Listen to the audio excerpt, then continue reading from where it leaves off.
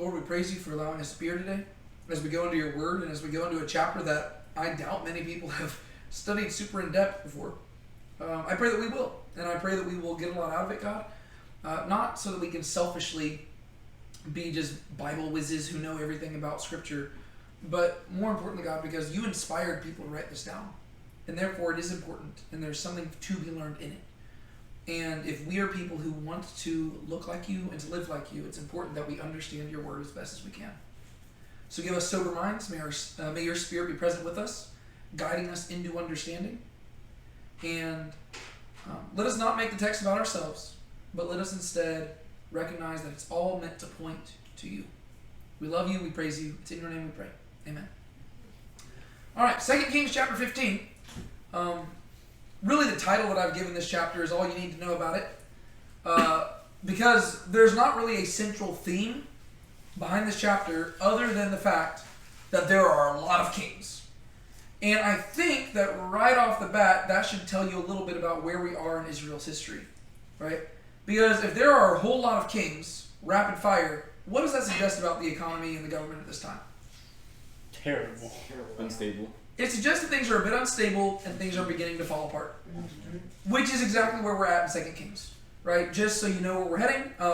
Actually, let's look back at where we've been. We are in the divided kingdom of Israel, right? There's the northern kingdom of Israel, there's the southern kingdom of Judah, and surprisingly, the majority of 1st and 2nd Kings is actually focused on the northern kingdom, Israel. We'll talk about that again in a second.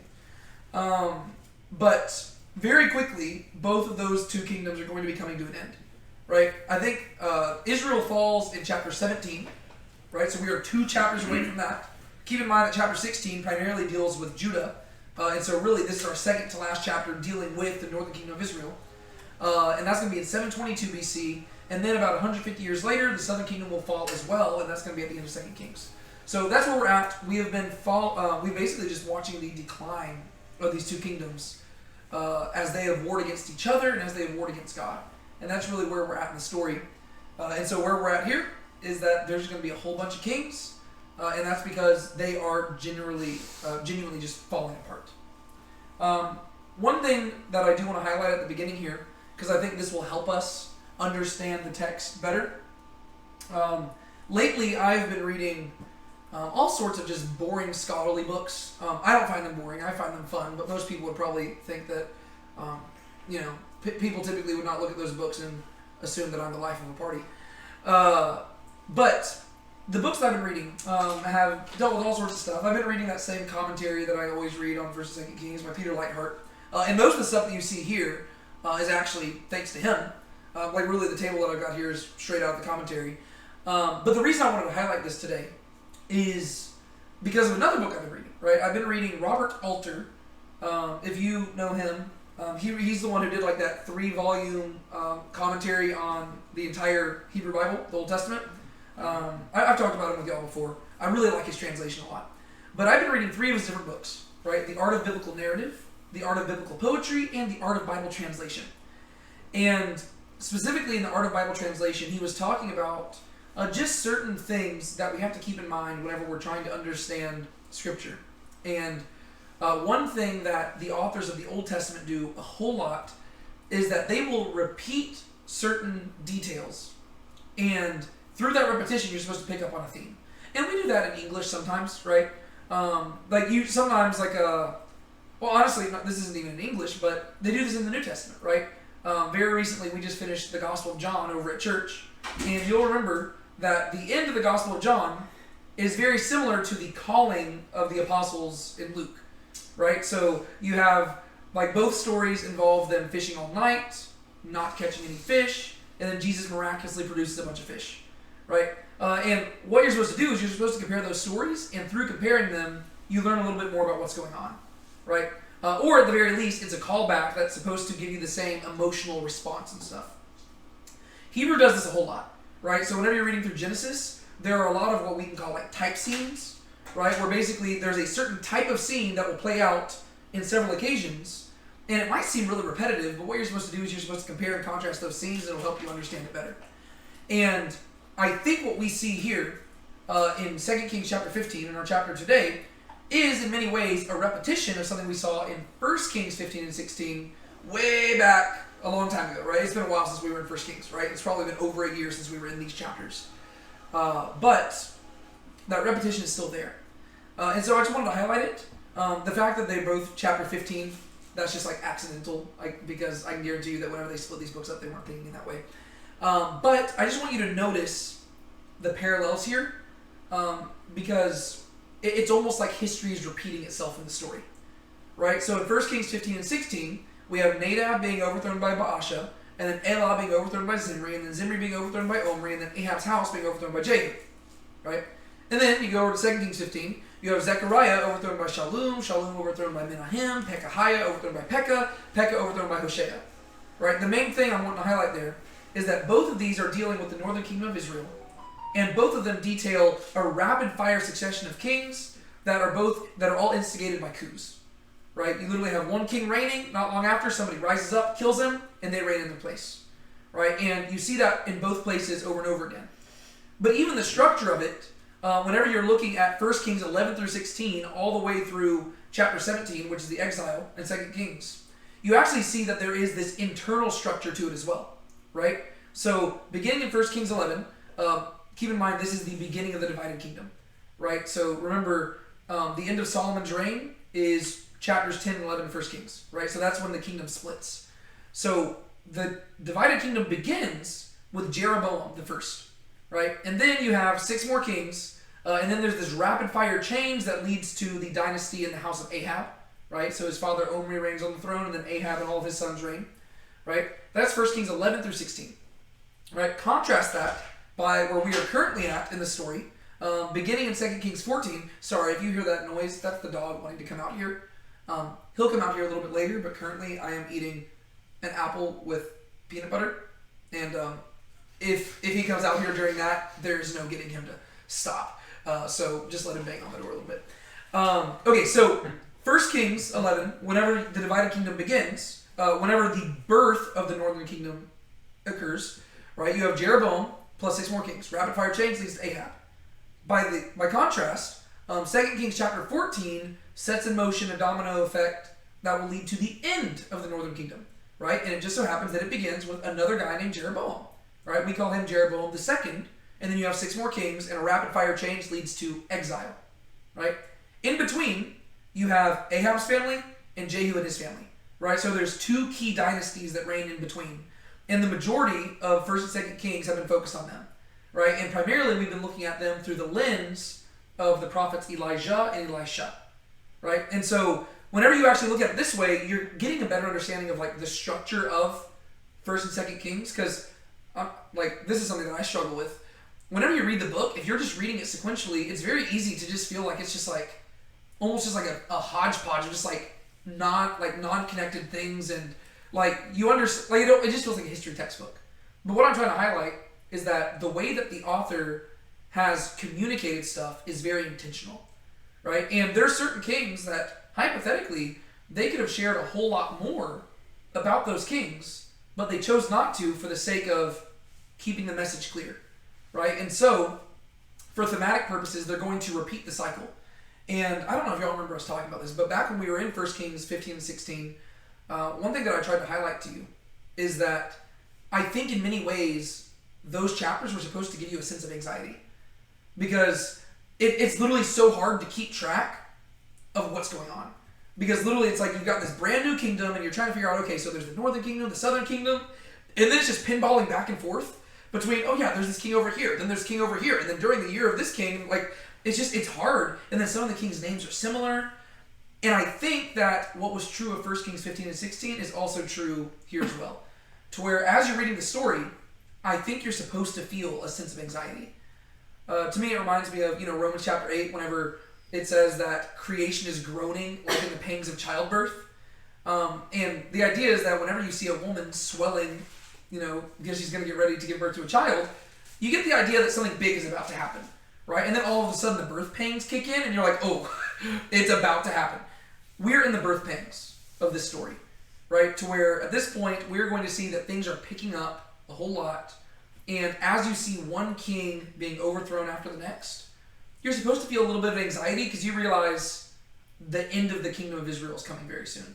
and Judah's not going to be far behind them, right? And so if you want a deeper breakdown, you've got it right here, right? And so you can see that there's like if you go back to 1 Kings, right, you've got Jeroboam, and then you've got 2 kings of Judah mentioned, that's Abijam and Asa, and then you have 6 kings of Israel, Nadab, Baasha, Elah, Zimri, Omri, and Ahab, right? Then from Ahab, you have this long story from 1 Kings 16 to 2 Kings 10 that details Ahab and his dynasty, right? And ultimately, Jehu is the one who overthrows them. And then, 2 Kings 10 to 15, there we have Jehu and his dynasty, right? Jehu, Jehoahaz, Jehoash, Jeroboam II, and Zechariah ultimately going to be overthrown by Shallum's coup, which we are going to see in this chapter today, right? And then you have Jeroboam II going through all the rest. And the main reason I did this is because as we're going through, I don't want us to simply understand the story. I want us to also appreciate the art of Scripture and recognize that it's actually written really like in a very compelling way.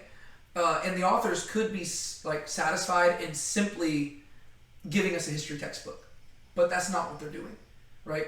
If anything, I would argue that like 1st and 2nd Chronicles is probably more along those lines.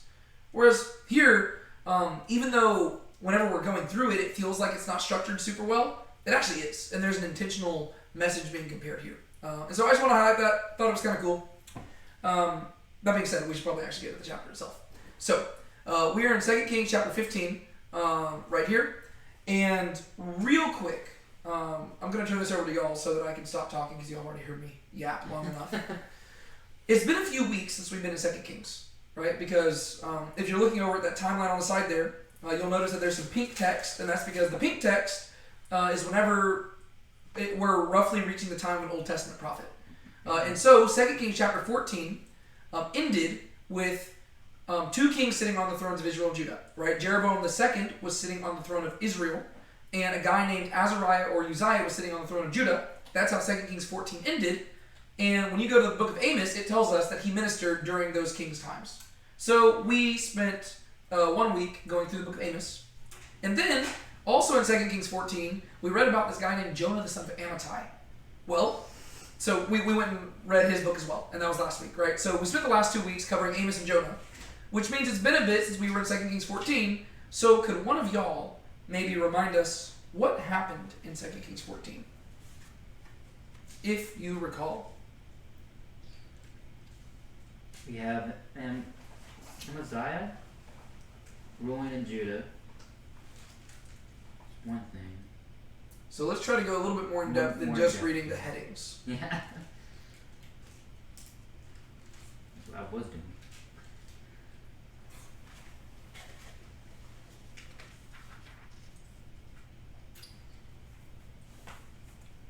I know it's been quite a bit, but Yeah. anybody know what happened?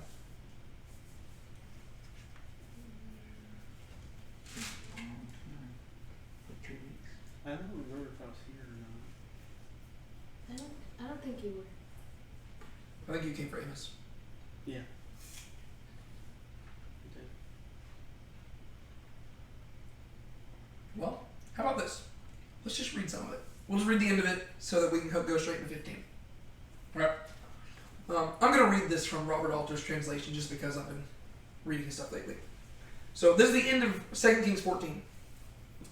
In the 15th year of Amaziah, son of Joash, king of Judah, Jeroboam, son of Joash, became king over Israel in Samaria for 41 years. And he did what was evil in the eyes of the Lord. And he did not swerve from all the offenses of Jeroboam, son of Nebat, who had led Israel to offend. He it was who brought back the territory of Israel from Nebo-Hamath to the Arabah Sea, according to the word of the Lord God of Israel, which he spoke through his servant Jonah, son of Amittai the prophet, who was from Gath-Hepher. For the Lord had seen the very bitter affliction of Israel, and there was no ruler or helper, and none aiding Israel. And the Lord had not spoken to wipe out the name of Israel from under the heavens, but he rescued them by the hand of Jeroboam, son of Joash. And the rest of the acts of Jeroboam and all that he did, and his valor with which he battled and brought back Damascus and Hamath to Judah and Israel, are they not written in the book of Acts of the kings of Israel? And Jeroboam lay with his fathers with the kings of Israel, and Zechariah his son became king in his stead. Alright, so 2 Kings 14 ended with the reign of Jeroboam, king of Israel. And 2 Kings 15 is going to begin with that, right? We're going to see the 27th year of Jeroboam, king of Israel. The main things you need to know about this is that Jeroboam II was actually a very successful politician, right? He was actually really good. But the first thing that the author of Kings highlights to us is that he was evil in the sight of the Lord. And so we have, in the northern kingdom, under Jeroboam II, you'll notice that he reigned for quite a while, right? He reigned for a good amount of time. And he is really one of the final good kings that Israel has. And I'm speaking of good not in the sense of morality. I'm talking about, like, political savvy, right? This guy, he did a great job, right? Like, from a purely worldly perspective, the author even highlights it. He says that, yeah, during Jeroboam's reign, they expanded territory. And they actually conquered land that belonged to the Arameans. And you'll keep in mind that for the majority of kings, the Arameans have been like the #1 enemies of Israel. But this kind of sets up stuff we're going to talk about today. During this time period, the Arameans were getting weakened because it turns out that there is a new big dog on campus because north of Aram, there's this empire growing called the Assyrian Empire. And so Aram is getting weaker under Assyria, and therefore it basically paves the way for Israel to go and conquer some of the Aramean territory. So Jeroboam, very successful king from a worldly perspective, but very evil from a godly perspective. And in that way, he actually does call back to Jeroboam I, right? We kind of talked about this, that I don't think it's an accident that this guy's name is also Jeroboam, right? In many ways, he's supposed to be calling back to that greater leader. Honestly, I wouldn't even be surprised if that wasn't his original name. I wouldn't be surprised if once he took the throne, he named himself Jeroboam. Just because he wants to be, like, everybody aspires in the northern kingdom to be like Jeroboam I, but they shouldn't, because the author of Kings is constantly criticizing them because it says they walked in the ways of Jeroboam, son of Nebat, right? And so, Jeroboam II, prosperous, but corrupt, right? And so that's kind of where we end. And the main reason why God allowed Jeroboam to be so successful is not because he approved of Jeroboam, but because of his mercy towards Israel. And it says that he did not want Israel to basically be destroyed yet. And so he gave them basically one last chance at success. But that's going to start falling apart in this chapter. So, Sean, will you read verses 1 through 7 of this chapter for us? I got you. In the 27th year of Jeroboam, king of Israel, Azariah, son of Amaziah, king of Judah, became king. He was 16 years old when he became king, and he reigned 52 years in Jerusalem. And his mother's name was Jecholiah of Jerusalem. And he did what was right in the sight of Yahweh, according to all that his father Amaziah had done. Only the high places were not taken away. The people still sacrificed and burned incense on the high places. Then Yahweh smote the king, so that he was a leper to the day of his death. And he lived in a separate house, while Jotham the king's son was over the house, judging the people of the land. Now the rest of the acts of Azariah and all that he did, are they not written in the book of the Chronicles of the kings of Judah? And Azariah slept with his fathers, and they buried him with his fathers in the city of David, and Jotham his son became king in his place. Perfect. All right. So, here is the reign of Azariah, also known by the name, perhaps better known by the name, Uzziah. Right? If you ever need help with that, just look over to the right. It's written there in blue. So this guy is better known as Uzziah, and he actually was a pretty good king. There's some stuff in this text we're going to have to talk about, because it's very interesting. This guy, we'll actually talk a little bit about him today. I imagine we'll spend probably a good amount of time on him. But let's walk through it. So, in the 27th year of Jeroboam, king of Israel, keep in mind this is Jeroboam II, not Jeroboam I. In the 27th year of Jeroboam, king of Israel, Azariah, son of Amaziah, king of Judah, became king. One thing I just want to highlight is that a son of David still sits on the throne. Right? So, the northern kingdom, it is like we're going to see another dynasty end in this chapter. But the southern kingdom, the dynasty is going to keep on going because God has a promise to fulfill to David. Right? He was 16 years old when he became king, and he reigned 52 years in Jerusalem. And his mother's name was Jecholiah of Jerusalem. So, what do we see there?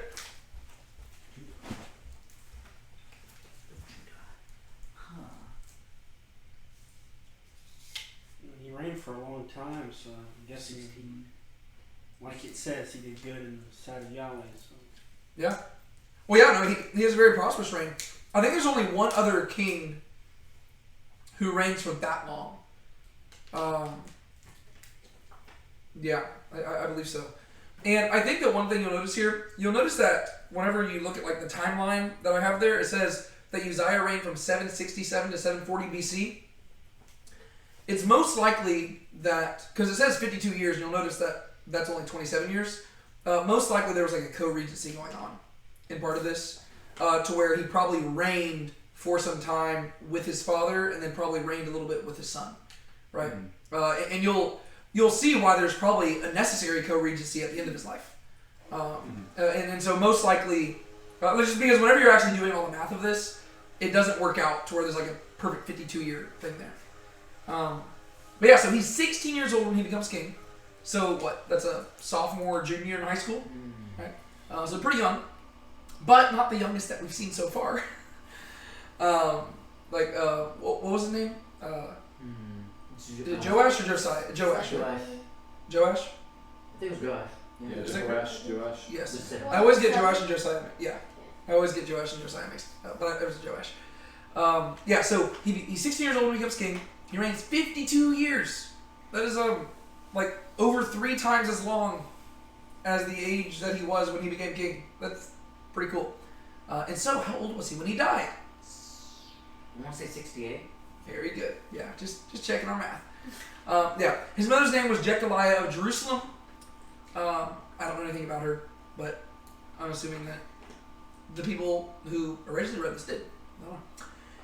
And he did what was right in the sight of Yahweh, according to all that his father Amaziah had done. Hey, that's good. That's good. It's always nice to see some good kings, and it's even better whenever you see that the king was not only a good king, but his dad was a good king too. And so we actually have a successful generation, right? Like, that's good. That's very rare, right? I mean, you don't see that often. But here we do. Anybody remember what Amaziah, his father, had done?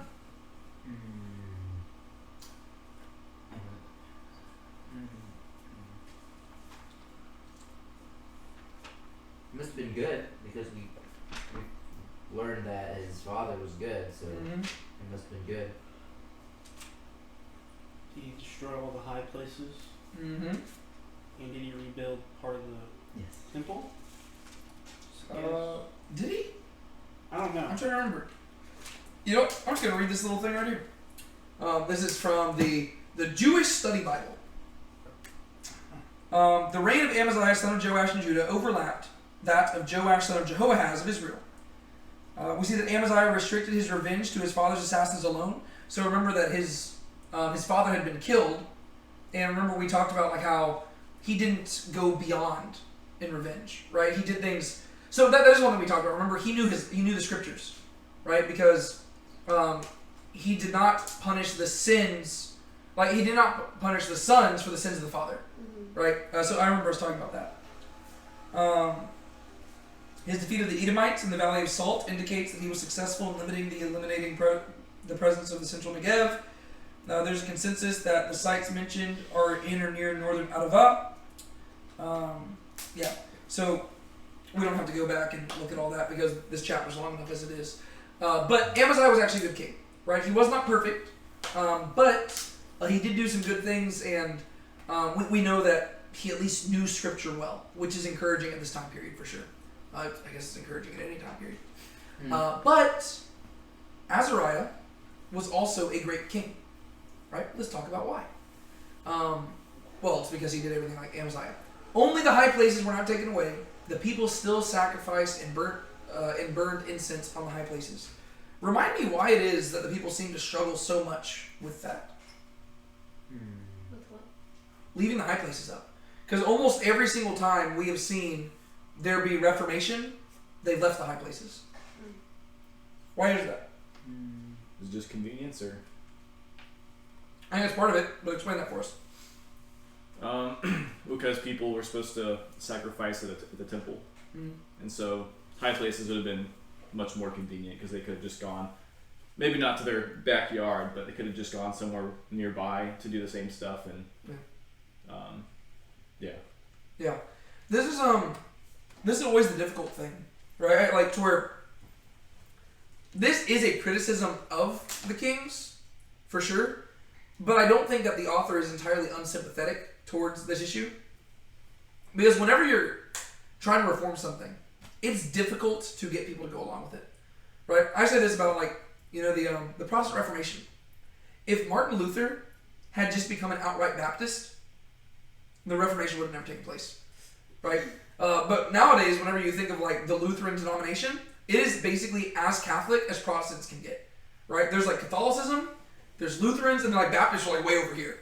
But if Luther had just swung full Baptist, the Reformation would not have probably taken off, because people, they resist change, and they might be willing to change in some places, but there's some places where they're not willing to, and that doesn't justify things, right? And also keep in mind, I'm not saying that Baptists have everything correct, right? Christian with a capital C, Baptist with a little b, right?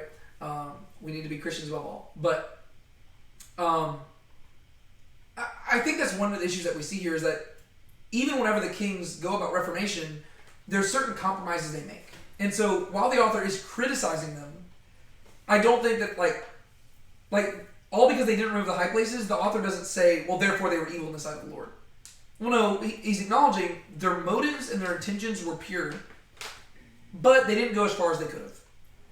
And so, like, I don't know, I think that's a fair criticism towards, like, you're criticizing, but you're also understanding. And it's like, okay, they reform things, but people are stubborn. And they probably recognize that if they were to go all the way and just immediately remove all the high places, and the people weren't behind that decision, the people probably would have risen up and killed them. And so, most likely, they should have done it anyways, right? They should have just trusted God to provide and take care of them. But they're politicians, right? And it's easy for us to criticize them from a distance when in reality we probably would have made the same decision. Does that make us right? No. I'm just saying that, like, I think it's cool that the author, who obviously does not like the high places, doesn't seem to, like, condemn them for it, right? He still says, no, he did what was right in the eyes of Yahweh, but the high places were taken away. So it's like, yeah, like he wasn't perfect, but then again, who of us are? That dog's going crazy. So the people still sacrifice, they burn incense on the high places, just because that's their cultural practice, right?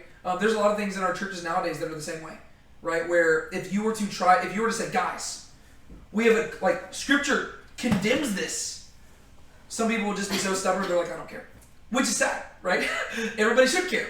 But what you have to do is you have to start with the small things, right? And ideally, along the way, you will get people behind it. Oh my gosh, he's going nuts in there. Ideally, if people's hearts are in the right place, Brandon, can you go check on him real quick? This dog is going nuts in there. I don't know if the people listening online can hear this, but he is like the neediest dog in the world. Whenever we try to go about Reformation, like, you have to realize that people's hearts need to be ready for it, right? And even like if I'm a pastor and my heart is 100% behind reforming the church and making sure that we're as godly as possible, it will actually have negative consequences if I try to force people to do it, right? Because I'll be on a one-man crusade and other people won't get on with it, right? If anything, I'll push people away. And so the struggle, like whenever you're trying to be faithful to God, the constant struggle is figuring out when it's time to die on certain hills, right? And apparently a lot of the kings decided not to die on these hills. And therefore they let people go on the hills and sacrifice. This works out that they're little hills. And they shouldn't have done that, right? They should have probably fought more for it, but they didn't. I just think that's interesting that you see that consistently. But let's talk about verse 5. Because verse 5, I think, is where it gets interesting, and I want to start hearing what y'all have to say. So, everything we've seen so far is that Azariah is a great guy. And then verse 5, then Yahweh smote the king, so that he was a leper to the day of his death. And he lived in a separate house, while Jotham, the king's son, was over the house, judging the people of the land. What? Whoa. What's up with that? What's the word smote there? Like afflict, basically? Yeah. Like, I think it probably just means like struck. Yeah. So what do y'all think about that right there?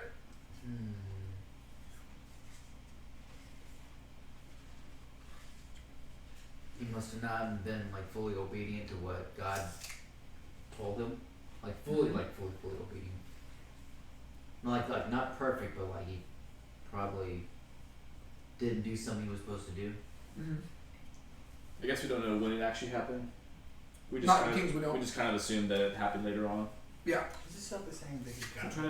Trying to think like about like if there's been other kings that similar like were good and then like towards like the latter end of their life like got like similar like struck or like afflicted. Yeah, we're gonna see stuff like that happen a little bit more. I was wondering, in that time period, did they typically believe, like, whoever had leprosy, like, was that God doing it? Like, why did people get leprosy? The author seems to think that for sure. So everybody afflicted with leprosy got sin? Judgment?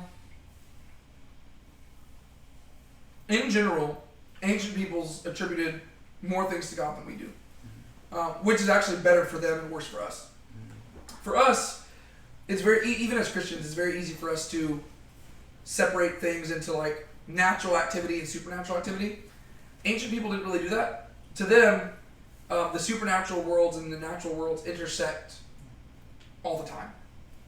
And even if like nowadays we would even make the distinction between God allowing something to happen and God causing it to happen. Well, from their perspective, it's like, well, like I think they probably agree with that same idea, right? But the fact that God allowed something to happen implies that He does have a purpose behind it. Right nowadays, we just think, oh, He's entirely indifferent. Maybe, or maybe He's allowing it for a purpose, right? And from the author of Kings' perspective, God has a purpose, and He wanted to afflict Azariah. The question becomes, why? What were you going to say, Rocky? Well, thinking of it as in like outside the box, he's the king, he's in charge, he's supposed to set the example. Mm-hmm. Well, people are doing sacrifices on burning incense on high places. And he knows he's not supposed to do that or allow that. Mm-hmm. And he can't kill him because Yeah. for David's sake. So he gave him leprosy to be like, oh, maybe if he, prays to me and like maybe changes things, Mhm. maybe he'll get rid of leprosy. Maybe. Yeah. No, I think that what you're saying is spot on. So what's interesting about this is that if you go to 2 Chronicles, which I'm going to read from in a second, we actually get to read exactly why God sent this leprosy. But the reason I want to talk about it first before reading 2 Chronicles is because the author of Kings probably could have shared this story, but chose not to. And so from my perspective, it seems like the author of Kings is trying to associate the leprosy with the high places. To where he says, this guy was great, but he was not perfect. And by acknowledging that imperfection, he's acknowledging, oh yeah, there's other things that he messed up with as well. And therefore, God struck him. You can just let him come out here. So, to me, this is actually something interesting. I actually want to reflect on this more. And this is something that I was trying to look more deeply into just to see what other people's theories were. But the author of Kings definitely could have shared the story I'm about to read in 2 Chronicles, but he didn't. And so I think that it's probably just the author saying, yeah, this guy was in general a great king, but he had setbacks, and therefore God struck him, right? And that's probably because God expects more from leaders, right? God expects a lot from his leadership and stuff. All right, so 2 Chronicles chapter 26 reads this, picking up in verse 16. This is talking about Uzziah, also known as Azariah. When he was strong, he grew so arrogant that he acted corruptly. He trespassed against his God by entering the temple of the Lord to offer incense on the incense altar. The priest Azariah, with 80 other brave priests of the Lord, followed him in, and confronting King Uzziah, said to him, "It is not for you, Uzziah, to offer incense to the Lord, but for the Aaronite priests who have been consecrated to offer incense. Get out of the sanctuary, for you have trespassed. There will be no glory in it for you from the Lord God. Uzziah, holding the censer and ready to burn incense, got angry. But as he got angry with the priests, leprosy broke out on his forehead and in front of the priests in the house of the Lord beside the incense altar. When the chief priest Azariah and all the other priests looked at him, his forehead was leprous, so they rushed him out of there. He too made haste to get out, for the Lord had struck him with a plague. King Uzziah was a leper until the day of his death. He lived in isolated quarters as a leper, for he was cut off from the house of the Lord, while Jotham his son was in charge of the king's house and governed the people of the land. All right. So, Yes, sir. Okay. Aren't the priests only allowed to do that? Uh-huh. Plus, they wear special stuff to protect themselves. So Yes. Yeah. That's why he got it. Yep. What were you going to say, Sean? Oh, I was gonna say, like, I guess it's, I don't know if I say it's funny or like ironic, but it's just like he goes into the temple almost like being spiritually unclean, and then God strikes him with like being physically unclean. That's fine. It's almost like a, I guess, a message, but there's a point behind it. But. Well, it's almost like a reverse of what happened to, like, Naaman? Mm-hmm. Right? Naaman the leper, right? So Naaman was a Gentile who came into Jewish territory as a leper, yet through submitting to the servants of the Lord, he was cleansed, right? Mm-hmm. Whereas, so Uzziah is almost the reverse of that, right? Where he is a royal king from the house of David, yet he goes where he should not go, right? And in many ways, he ends up being more like King Saul, right? Because King Saul is the one who decided to blend the idea of royalty and priesthood. But again, I think it's interesting that the author of Kings does not highlight this.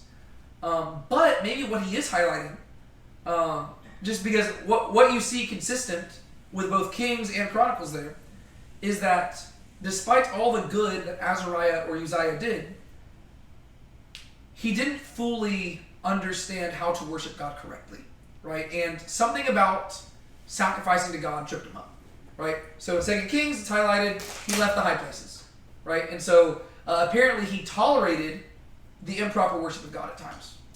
And in Chronicles, you see, oh yeah, he tolerated it because he actually engaged in it, right? To where he is actually, it's two sides of the same coin. To where in Kings, it's highlighting that he allowed people to worship God at the wrong place. And then in Chronicles, it's highlighting that he worshiped God at the right place, but in the wrong way, right? And so you just get to see that this guy, he did care about God, but in many ways he overstepped his boundaries, right? Mm-hmm. Which even David himself never did, right? Saul tried to do that, because many kings in the ancient world would do that, right? Many kings were also priests. And so it seems like Uzziah, he decided to act a little bit like a Gentile king, and therefore he received the leprosy of Naaman, right? So there's that. And so Yahweh smote the king so that he was a leper to the day of his death, and he lived in a separate house, while Jotham, the king's son, was over the house, judging the people of the land. That's what I was saying whenever I mentioned that there's going to be a co-regency. So literally, for a good portion of his reign, Uzziah could not be the only regent, because being leprous, you had to be isolated from people, right? And so if you cannot engage with people, you cannot sit on the throne, you cannot, interact with the people, and so he had to live separately from everybody for the rest of his life because of his actions, right? And so his son basically was a co-regent for a good portion of the time. Now the rest of the acts of Azariah and all that he did, are they not written in the book of the Chronicles of the Kings of Judah? And Azariah slept with his fathers, and they buried him with his fathers in the city of David, and Jotham his son became king in his place. We talked about this when we were in 2 Kings 14, but the death of Uzziah, on the year that he dies here, is a really big moment for Israel, because despite the end of his reign being a little bit of a bummer, because he's literally a leper who's isolated from the people, he still goes down in history as a great king. And during his years, he expanded things, and he was actually really this time period for Israel and Judah are really good, right? Jeroboam II is doing a great job over there, despite being spiritually terrible. But Uzziah is also a great king. So that the year he dies, it's almost like the end of an era. And everybody's like, oh my gosh, what's going to happen now that Uzziah is dead? And that's why Isaiah chapter 6 is so cool, because it says, in the year that King Uzziah died, I saw the Lord sitting on his throne.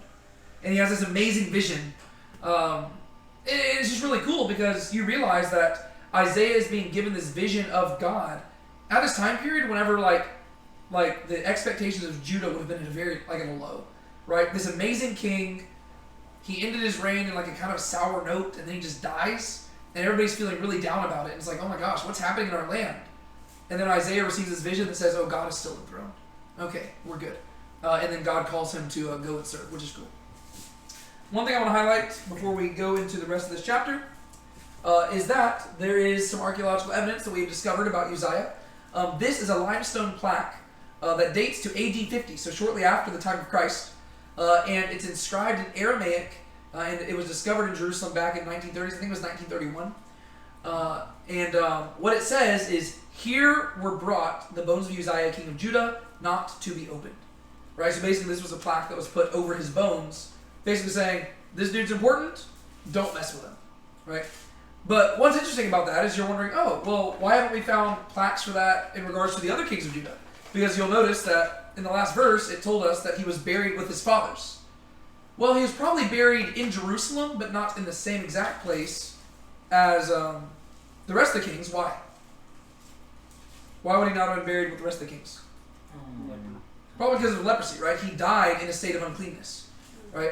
And so most likely he was buried somewhere different, and therefore, during the Second Temple time period, as Jerusalem was being expanded, either under King Herod or a little bit afterwards, most likely they had to move his body and move his bones, and therefore they made this plaque, and we discovered it. So that discovery versus like in Greece, like Greek Jesus God with that. oh yeah, it's pretty cool. Isn't that a big Yeah, find? it's a really big deal. What was it about it made it big?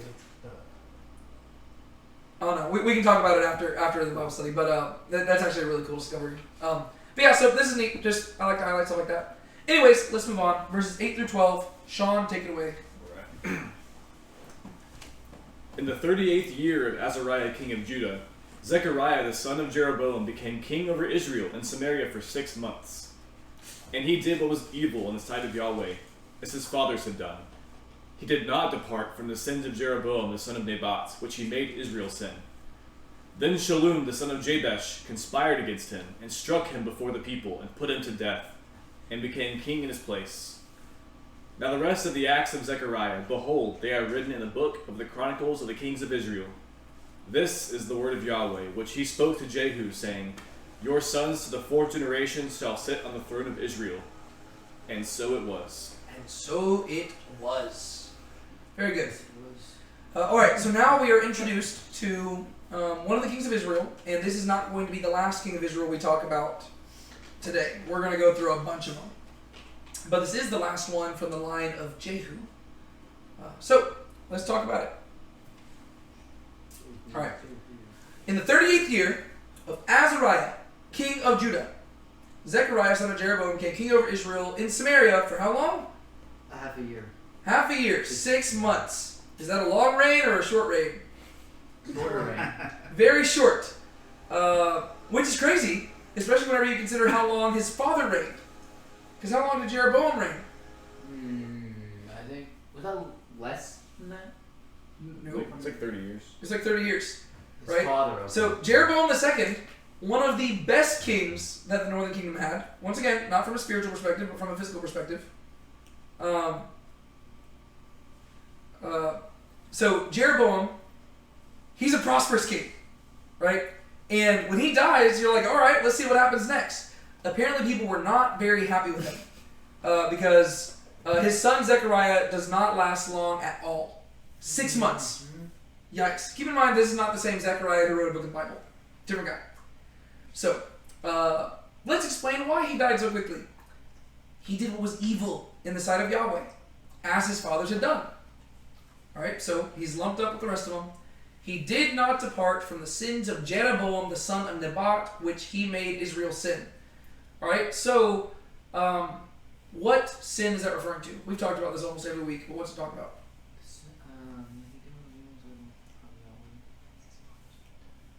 Sacrifices on high places. A lot of things.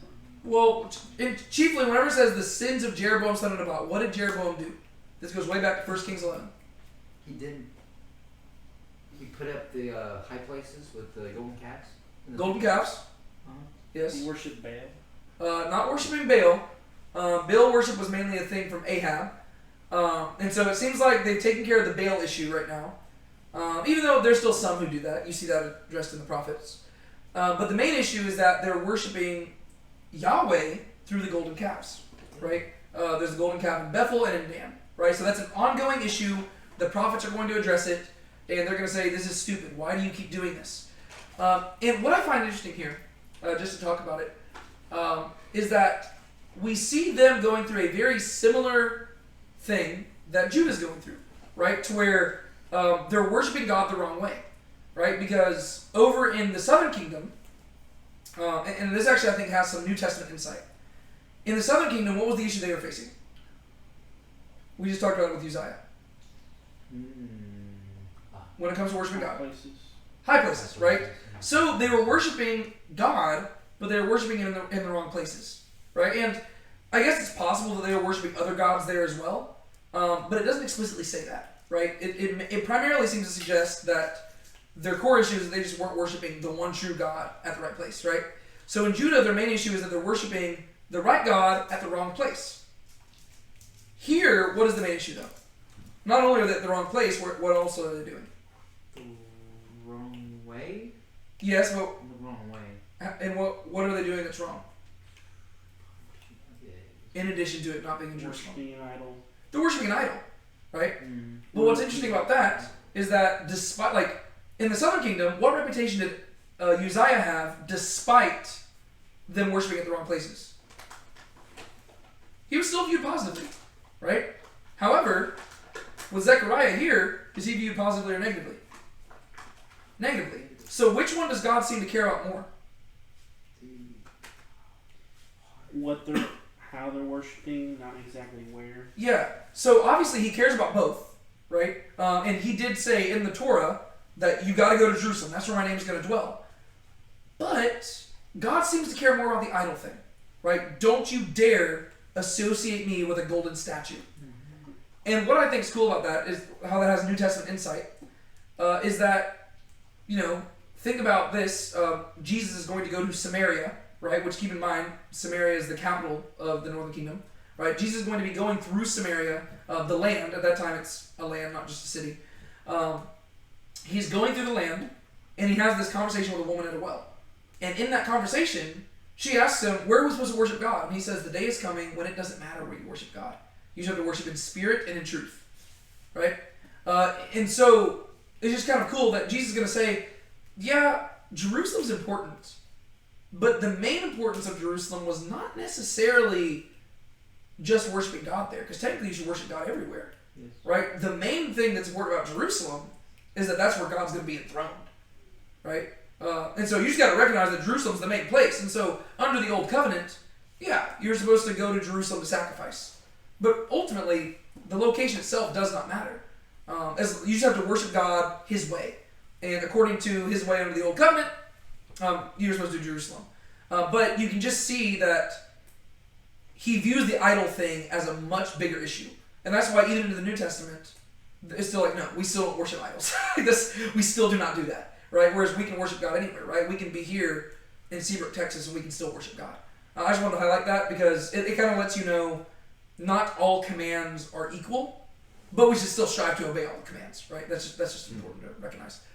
So both are criticized, but Zechariah gets a worse reputation. Then Shallum, the son of Jabesh, conspired against him and struck him before the people and put him to death and became king in his place. All right, what do we see happening there? A murder. Was he? A coup, Okay. right? Who's Shallum, son of Jabesh? So, you've heard from him before? No, we never heard of him. I was just seeing if y'all knew. I have no idea. No. So I have no idea who Shallum is. Shallum, son of Jabesh, conspired against him and struck him before the people and put him to death and became king in his place. Just another thing I want to highlight. Governments back then worked very differently than, there's still some governments that work this way now, but just not in America. Usually if you kill the person in charge, you go to prison nowadays. Back then, you just become king, right? And why is it that they would, Why is it they would allow that? The logic is if you're strong, we need a strong leader, and if you're stronger than our leader, strong enough to kill him, maybe you should be the leader. That's part of it. But in addition to that, how else would they justify these things? Oh, justifying Well, I guess just another just practical element to it is that these people didn't usually act in isolation. It's not like the dude just like walked in there and like killed him and just like took like he usually probably had like a backing, right? Like there's usually like it was a formal coup where it's like there's a bunch of them and they have enough power. But why else did people allow stuff like this in ancient times? It kind of goes back to something I already talked about earlier. Was it like God judging? Who was it? Like was Zechariah, right? Who was judging Zechariah because he was. Yes, but technically, like you're on the right track. But technically, these people don't seem to care much about Yahweh. But you are on the right track of what I'm trying to get y'all to land at. Why isn't there fine with stuff like this? Why would they say, "Oh, you killed the king? You should be king now"?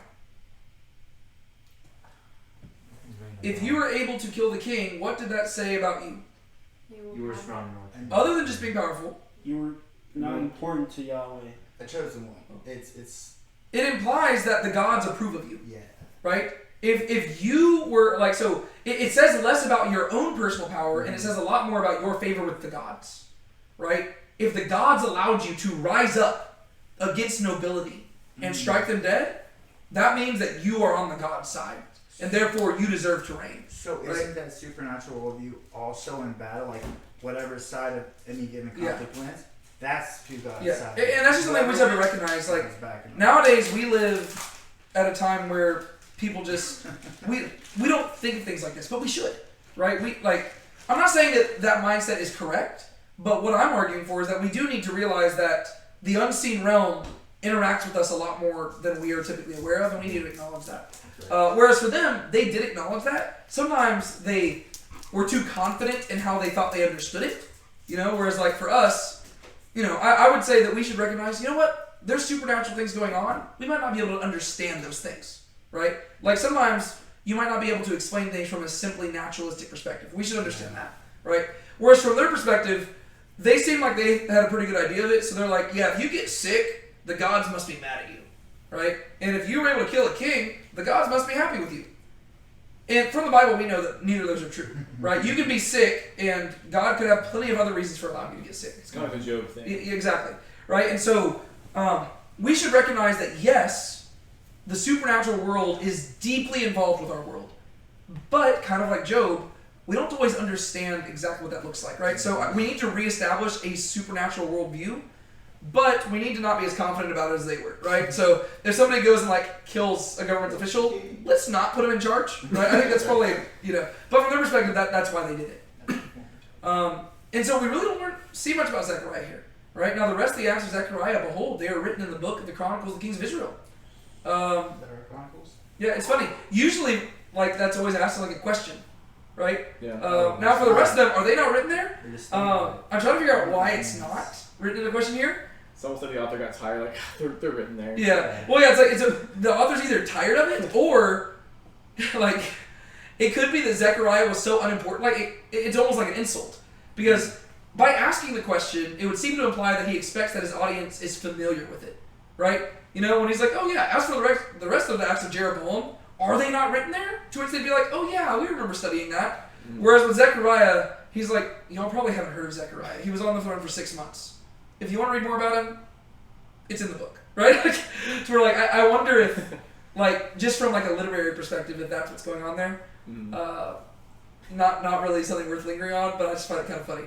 Yeah. Either way, you can tell that the author is getting tired of this stuff, right? Either he's tired of saying this information, or he just is tired of these sinful people not being worth talking about. He's probably like, I wish I had more to talk about, but instead, all I'm telling you is, he reigned, he died, let's get to the next guy.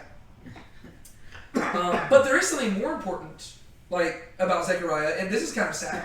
The most significant thing about Zechariah in the Bible is that he fulfilled prophecy. But, probably not a prophecy that he wanted to fulfill. This is the word of Yahweh which he spoke to Jehu, saying, your sons to the 4th generation shall sit on the throne of Israel. and so it was. Yeah. Anybody remember when he said that? Your sins. Your sins and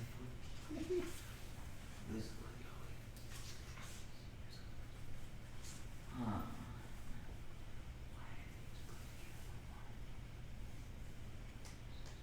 Reading it out loud will not help you figure out where it's mentioned. Anybody know where it's mentioned at? It is in the Old Testament. Very good, George. Narrowed it down. Narrowed it down. It's also in 2 Kings, I'll tell you that. I'm looking for the exact verse. I know it's in 2 Kings chapter 10. Keep that much. Okay. 2 Kings chapter 10, beginning in verse 30. And the Lord said to Jehu, inasmuch as you have done well what is right in my eyes, according to all that was in my heart, you have done to the house of Ahab, 4 generations of your sons shall sit on the throne of Israel. But Jehu did not watch out to go by the teaching of the Lord God of Israel with all his heart. He did not swerve from the offenses of Jeroboam, who had led Israel to offend. In those days, the Lord began to trim away Israel, and Hazael struck them down to the borderland of Israel. Right? So, if you remember Jehu, he was the northern Messiah. Right? He is the only king in the north who was actually anointed by God to be king. And he was specifically anointed to wipe out the house of Ahab. And he did that. And so, as a reward for that, God said, your sons to the 4th generation will be on the throne. So he's like, I'm going to give you a dynasty, and you can be like rest assured of that. But because Jehu proved to be so sinful afterwards, and because he kept killing people and went above and beyond, God said, yeah, we're going to stop it at 4. Right? So normally that phrase, 4 of your sons, would be like, oh, sweet. And like, there was always the possibility of like it being longer than that. Not with Jehu. With Jehu, it's like, it's 4, and we're going to cut it at 4. Right? Like, it's my mercy that is allowing me to actually fulfill this. It's like, for David, there was the eternal dynasty. And then for Jeroboam, I think it was that God made a covenant, and he basically said, if you are faithful, you actually could have a long-lasting dynasty. Yeah. And then with Jehu, it's like, oh yeah, 4 sons. Yeah. You get 4. I'm proud of you, but The standard is just getting lower. yeah. Well, yeah. I mean, and once again, even something like that, it highlights the trajectory of the story, right? The standard is getting lower, right? We are far away from the time of David when God could just be like, oh yeah, eternal dynasty, cool. And then you get to Jeroboam, and it's like, maybe an eternal dynasty? All right, never mind. And then now we're at, you get 4 sons, and that's about all I'm trusting you with. To where you do get the impression that, yeah, the standard's getting really low, and the kings are really bad. And so, Zechariah does fulfill prophecy, but not the type of prophecy anybody wants to fulfill, because he ended up being the last of the 4 sons, and the way he fulfilled prophecy was basically by making God finally able to put somebody else on the throne. So it's like, oh good, 4 kings are finally out of the way. I guess I could finally put some other family on the throne. So, yeah, I don't know. So it would have been better if it was like, yes, he was the 4th son, and unto him God said, I will give you 4 more sons. Nope. He's like, yep, you're it, and let's move on. So thank you. Next. And so it was. Verses 13 to 16. Shallum son of Jabesh became king in the 39th year of Uzziah king of Judah, and he reigned 1 month in Samaria. Then Menahem son of Gadi went up from Tirzah and came to Samaria, and struck Shallum son of Jabesh in Samaria, and put him to death, and became king in his place. Now the rest of the acts of Shallum and his conspiracy which he made, behold, they are written in the book of the Chronicles of the kings of Israel. Then Menahem struck Tipsah, and all who were in it, and its borders from Tirzah, because they did not open to him. Therefore he struck it, and ripped up all its pregnant women. Dude, I think that the author really is getting tired of this. Like, he throws behold in there. Did you notice that? Which he made behold, like, the word behold in Hebrew, we've talked about this, it's supposed to, like, indicate surprise. Behold. Right? To where it's like, yeah, it's... Behold, they are written. You won't believe it, but it's actually there. That's crazy. Okay, we'll talk about that in a second. Alright, so you can see why I probably spent more time on the front half of this chapter, because the back half of the chapter is just going to be a lot of this. It's just, oh yeah, they reigned, they died, they reigned, they died, they reigned, they died. Like that's going to be this chapter, just so you know. So, Shallum son of Jabesh, he became king in the 39th year of Uzziah king of Judah. Right? And so if you look over there, you will see that that's where Shallum shows up on there. He is in the year 752 BC. Keep in mind, Israel only has 30 years left as a kingdom, right? You got to feel kind of bad for Jeroboam II, right? Evil dude, but he tried his best to make sure that Israel was prospering, and he did a dang good job of it. Yet, 30 years after Jeroboam dies, Israel's taken into captivity. It's actually going to begin even earlier than that. We're going to see the captivity begin in this chapter. Yeah, I mean, think about that. Jeroboam reigned for about 30 years, and within the next 2 years, there's 2 different kings on the throne. Like, that stinks for him. It's like, it just shows you that, you can have this amazing legacy, yet if you don't handle it well, it can be taken away like that. I mean, you saw that with Solomon, right? Solomon, amazing dude, but his reign ended poorly, and then literally the year he died, the kingdom splits, right? So, anytime you feel comfortable with the amount of power you have, realize that God can take it away from you in a moment. Mm-hmm. Yes. So this guy, he has a really long reign. How long does he last? 1 month. 1 month. So we are now, we're not even at half a year. We are at 1/12 of a year, right? It's like And 360th of Uzziah's reign. yes, yeah. This dude, Not even 1%. things are not looking good. And keep in mind, it's not being hyper specific here. When it says 1 month, it doesn't necessarily mean it was exactly 30 days. Mm-hmm. This could have been less than a month, right? It could be 20 days, right? The idea is that it's like, it lasted a month. That's crazy. Then Menahem, son of Gadi. Oh, well, that's not any of his family members, right? So this is another dynasty, right? So this dynasty, like, poor guy, his dynasty lasted half a year, right? He rose up. Well, no, sorry. Zechariah was the end of the one dynasty. Mm. And now this dude rises up, and his dynasty lasts 1 month, right?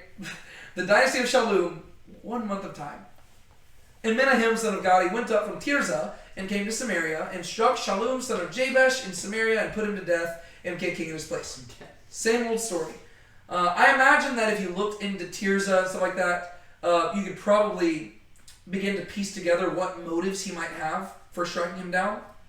But for the purposes today, I don't think that we really, like, I think if it mattered as much, the author would draw attention to it. He's really just kind of, you get the author, like, the idea that the author is rushing through this too, right? He's like, all right, let's get to the end of this.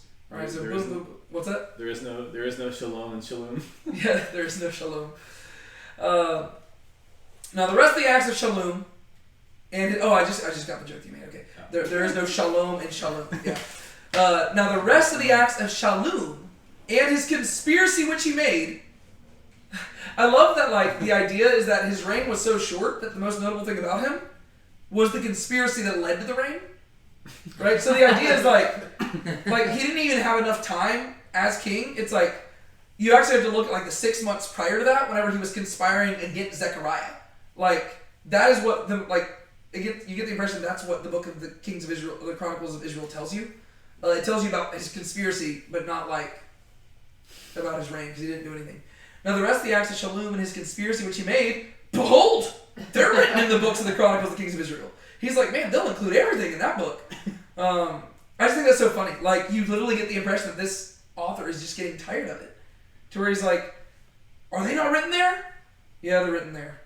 Behold, they're written there. It's like at this point he's just like trying to come up with different ways to communicate the same information.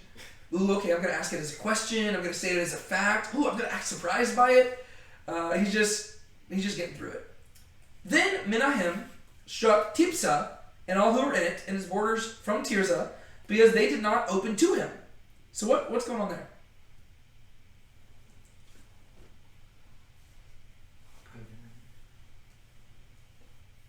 So what is Menahem doing? He's destroying the city of Tifs. Why? Yeah, he destroys Tifsha. Why?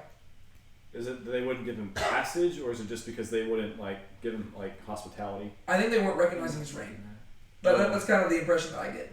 That makes sense. That they just weren't acknowledging his reign. What did you notice? Tifsha's a place. Well, I thought it's a place, but it's strange wording to say it's pregnant women. Like the place. Yeah, the city's pregnant women. You wouldn't have noticed Yeah. any. I guess it makes his response more reasonable. It's like if you're a king who's trying to establish your reign, Yeah. Yeah, he's being a tyrant, right? He's like, oh, you won't respond to me? Okay, this is what I'll do to you. He struck it and ripped up all its pregnant women. That's not what you do if you're trying to like gain people's favor, but it is what you do if you're trying to strike fear into people, right? He says, I don't care about you, and I don't care about your city. I simply want the throne. And so you go in and you I don't know if he just targeted the pregnant women. I think the idea is that it's just highlighting his brutality, right? The idea is that he struck down everybody, including pregnant women, right? He didn't even show mercy to them. Like, normally you would show mercy to the pregnant women, if anything, because now you have, they give birth to babies that you can raise up in your army. Not this guy. This guy is like, kill them too, right? He's just merciless. Like in our modern saying of men, women, and children. Yeah. We have that concept. Yeah. It's there. Yeah, but honestly, I would say that killing pregnant women is even worse than like men, women, and children, right? The idea, that's like the most defenseless you can be, right? It's not just a woman, it's not just a child, it is a child who is still growing inside of the woman, and So he's just like flexing. this moment that's supposed to be like a joyful thing, right? New life. No, he's killing that. But this also serves to highlight the evil in the world, right? Like, this is not like, you don't even have to know whether or not this guy was good or evil in the sight of the Lord, right? You just know he's bad, right? And now that I notice it doesn't even mention that about Shalom, right? It just says he reigned 1 month, and you just kind of get the impression, oh yeah, he was evil, right? And the same thing's true for Menahem, right? He's a bad dude, and like, nobody's going to look at what he's doing and be like, oh yeah, I'm sure God likes that guy. No, he's bad. Verses 17 through 22. In the 39th year of Azariah, king of Judah, Menahem son of Gadi became king over Israel and reigned 10 years in Samaria. And he did what was evil in the sight of Yahweh. He did not depart all his days from the sins of Jeroboam the son of Nebat, which he made Israel sin. Pul, king of Assyria, came against the land, and Menahem gave Pul 1,000 talents of silver, so that his hand might be with him to strengthen the kingdom in his hand. Then Menahem exacted the money from Israel, even from all the mighty men of valor, from each man 50 shekels of silver, to pay the king of Assyria. So the king of Assyria returned and did not stay there in the land. Now the rest of the acts of Menahem and all that he did, are they not written in the book of the Chronicles of the Kings of Israel? And Menahem slept with his fathers, and Pekahiah his son became king in his place. All right. Well, we get a little bit more about Menahem than we have about some of the other kings. But his story also does not end particularly well. But good for him. He actually has a son sit on the throne. So that's cool, I guess. What do y'all think about this guy? Well, he lasted longer than 1 month. He did, yeah. He lasted 120 months. Yeah. Good for him.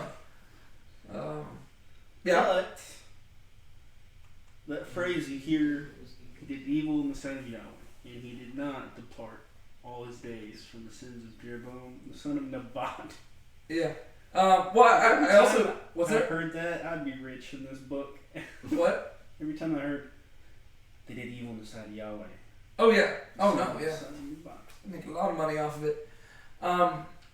Yeah, so in the 39th year of Azariah, king of Judah, keep in mind that's Uzziah, same guy, Menahem, son of Gadi, became king over Israel and reigned 10 years in Samaria.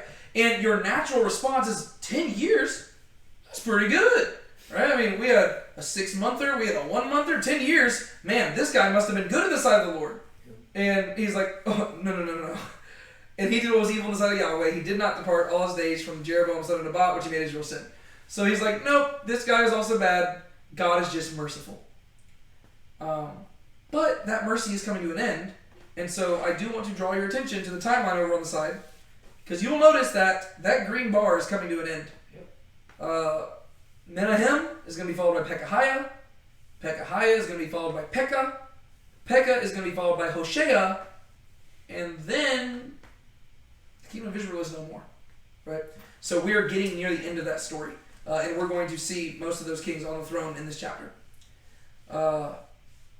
But in order to arrive there, we have to be introduced to somebody super duper important who has not even been mentioned in Kings so far. Do you know who it is? Ahaz? Nope. Just guessing.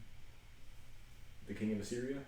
Not even just the king of Assyria. Cool. Assyria as a whole. Oh, yeah, that's true. Yeah, which is crazy because we've known where the story is heading. But the author has reserved this till the very end. Like, the whole time we've been reading Kings, the main bad guys that Israel's been dealing with has mainly been like Aram and like the local regions, right? The Moabites, people like that. We haven't read about Assyria yet, right? We read about Egypt, but Assyria, who are they, right? Well, they're the big guys on campus now, right? They're the up and comers, and they're gonna show up in chapter 15 right here. Like, this is the first time, and it's almost like it's sometimes you don't even notice that, right? Because we're so used to talking about Assyria, you don't even realize they haven't been mentioned yet, but they haven't. This is the first time, and it says, "Pul, king of Assyria, came against the land," and this is not going to be the last time he comes against the land. Ultimately, this guy right here, he is going to be the one responsible for destroying them. Do you know what Pul's longer name is? Yeah, I don't know why I was so building. His name is Tiglath-Pileser, right? Greater history knows him by this name, and I think the Bible will even, it might even call him that in this chapter, now that I think about it. Yeah, it is, in verse 29. So Tiglath-Pileser and Pul, they're the same person. So Tiglath-Pileser, king of Assyria, came against the land, and Menahem gave Pul 1,000 talents of silver, so that his hand might be with him to strengthen the kingdom in his hand. All right, so what happens here? Bribe. Mm-hmm. Don't kill me, here's some money. Is it more of a tribute or an alliance? It seems like both. It's like he's giving him tribute in hope that there will be an alliance, right? He's paying him off. He's like, hey, here's a lot of money. Want to help me get stronger? Yeah, it's like his tribute wouldn't be so like it'd just be the money. It's like see that they don't kill you, just because it says to strengthen the kingdom. I don't know if that was alliance. Yeah, no. Like I think that's his goal, right? Unfortunately, it's probably not going to work out for him as much as he wants. But for the time being, there is an alliance, right? To where for a while it's going to be happening, right? So he gave Pul 1,000 talents of silver so that his hand might be with him to strengthen the kingdom in his hand. You probably get the impression that was more like since it says Pul came against the land, those were probably like the terms of peace. Mm-hmm. It was probably like, if you give me money, I will help you. If you don't, I will destroy you. And so, on Pul's side, it's tribute. But if you're Israel, you're like, all right, well, we don't want him destroying us, so we will do this, and we'll be optimistic, and maybe he'll help us out. But Assyria is an empire. Do they have any desire to help a foreign kingdom grow in power, to a severe degree? No. Right? I mean, the only reason they would want it to grow is to benefit themselves.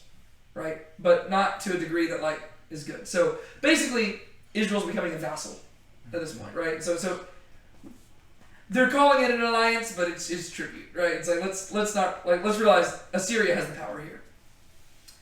Then Menahem exacted the money from Israel, even from all the mighty men of valor, from each man 50 shekels of silver to pay the king of Syria. So what's he do? He takes. He takes taxes. Ugh, taxes are the worst. So the king of Assyria returned and did not stay there in the land. So he goes back home. He's like, all right,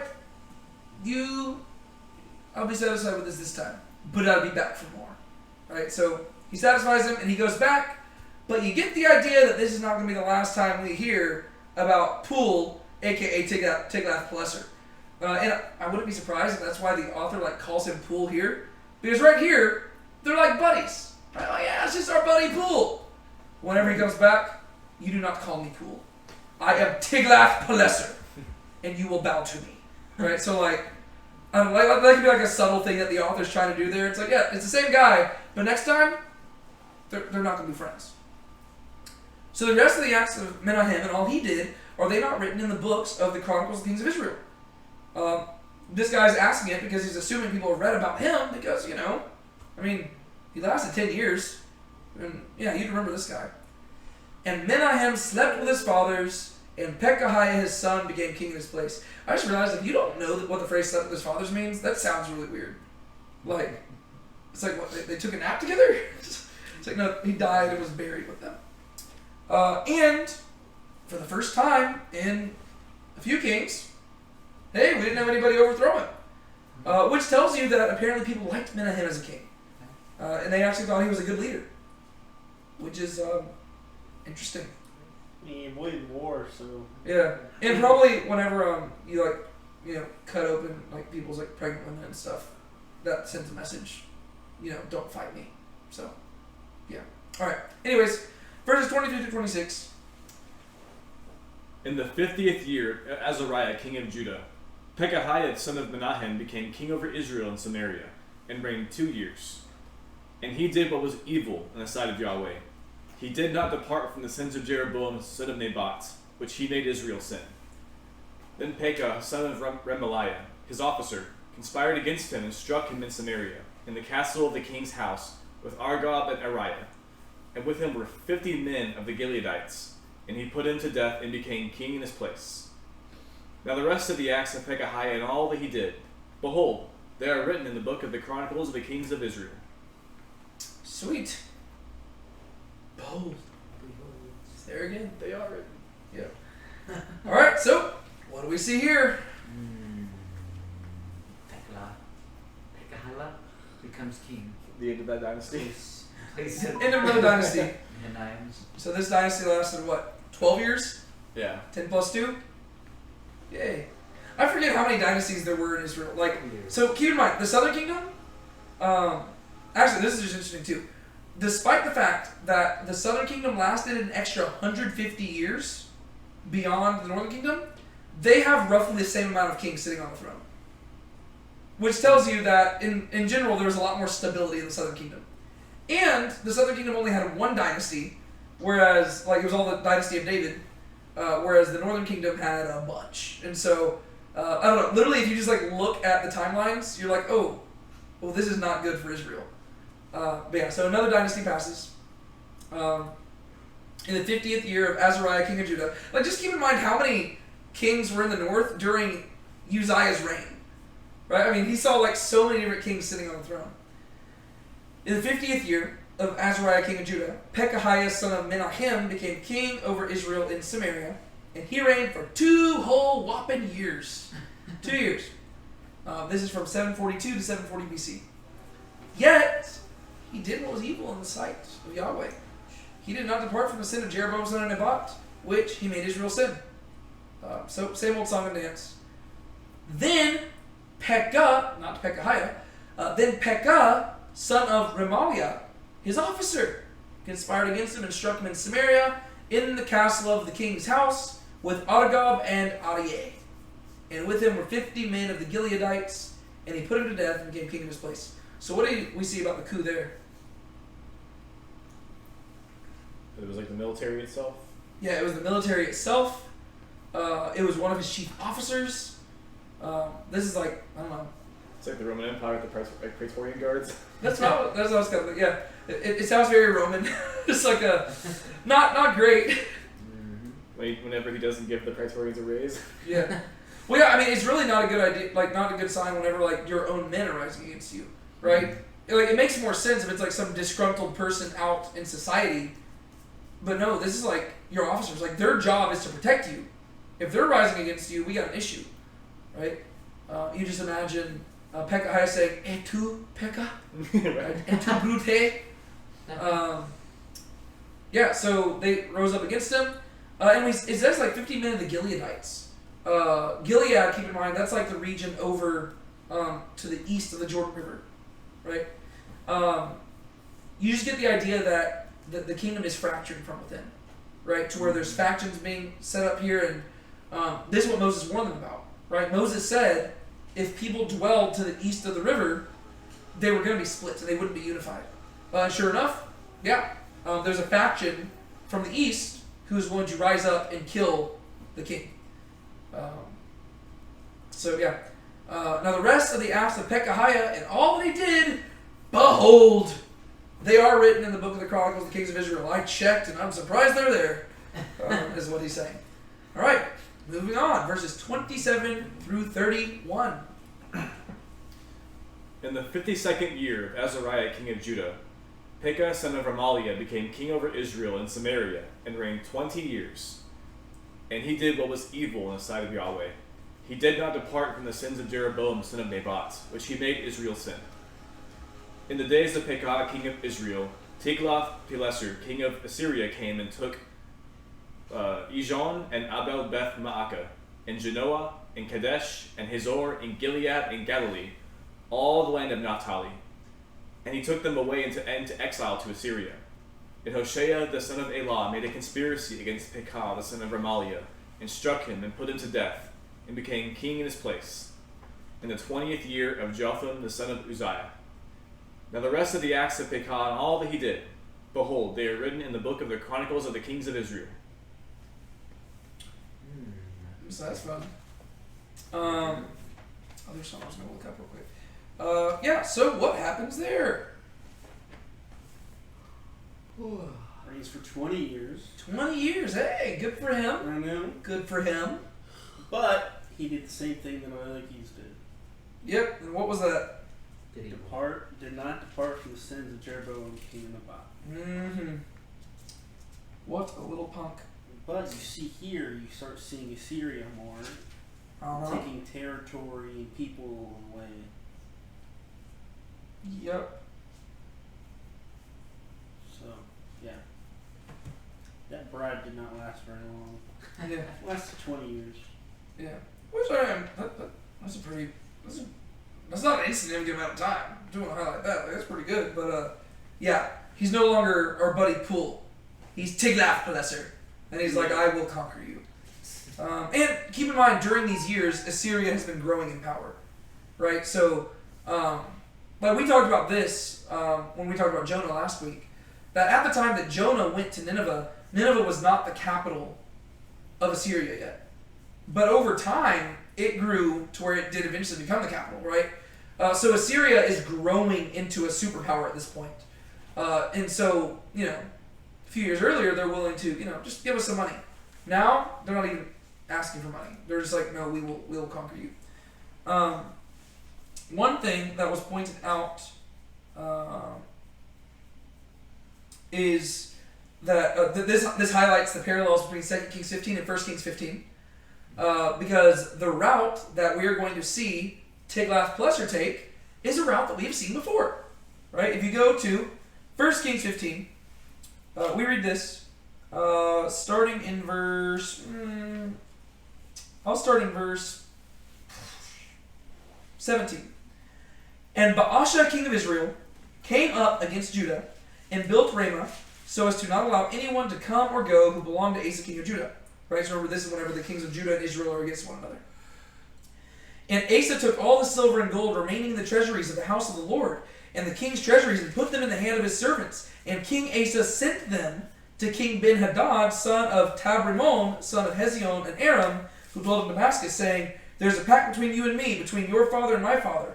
Look, I have sent you a payment of silver and gold. Go revoke your pact with Baasha, king of Israel, that he may withdraw from me. Now, what's interesting there is notice the parallel, right? That's 1 Kings 15. Mm-hmm. You have Israel and Judah battling with one another, and Judah pays money to Aram, right? So Syria, right? Judah pays money to Aram and says, hey, let's have an alliance so you can go destroy Israel. Well, now the story's changed a little bit to where Israel has been paying money to Assyria saying, hey, we don't want you to destroy us, right? But in both of them, you have the people of God giving money to Gentile nations either to cause or prevent the destruction of Israel. But then, notice what Ben-Hadad does, right? Ben-Hadad receives the money from Judah, and it says, and Ben-Hadad heeded King Asa, and sent the commanders of the troops that he had against the towns of Israel, and he struck down Ijon, and Dan, and all Abel Beth Maacah, and all Kinroth, with all the land of Naphtali, right? And so we see it's like some of the same locations, right? So you've got where does it say? Ijon. Ijon, Abel Beth Ma'akah, Genoa, Kadesh, Gilead, all this stuff. So it's the same locations, but more. Right? And so, 1 Kings 15, you see Israel being destroyed by Aram. And then 2 Kings 15, you see Israel being destroyed by a greater degree, or to a greater degree by Assyria. Does that make sense? Right? So you just see it's getting worse. I just want to highlight that because once again, whenever you see those things pop up, like the repetition, it tells you you're supposed to notice that. The author doesn't just list out those cities because he wants you to know the cities. He lists them out because you're supposed to be like, hey, we read about Ijon back there too. And you're supposed to compare them, and you're supposed to notice, ooh, he's conquering more cities, and he's not doing it because Judah paid him off.